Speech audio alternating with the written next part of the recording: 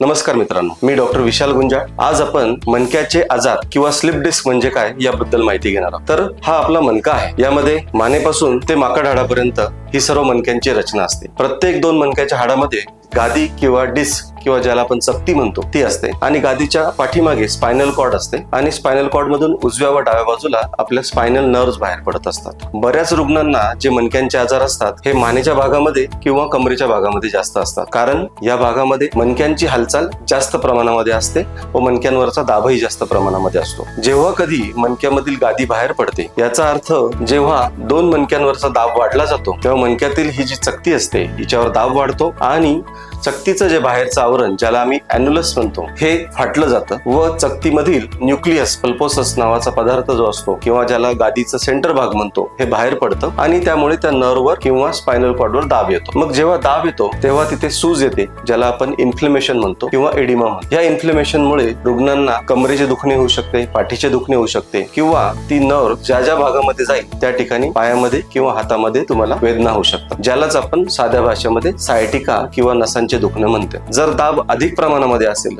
तर मुंग्या येणे, बधिरपणा येणे, पाय जड पडणे, स्नायूंची ताकद कमी होणे, तो भाग बारीक होणे यासारख्या देखील गोष्टी होऊ शकतात. मग याला उपचार कोणते? जर कमी प्रमाणामध्ये आजार असेल तर साधी औषधं, फिजिओथेरपी, व्यायाम याने हे आजार बरे होऊ शकतात. जास्त प्रमाणामध्ये आजार असेल तर मात्र त्या नसेवरचा दाब कमी करणं गरजेचं असतं.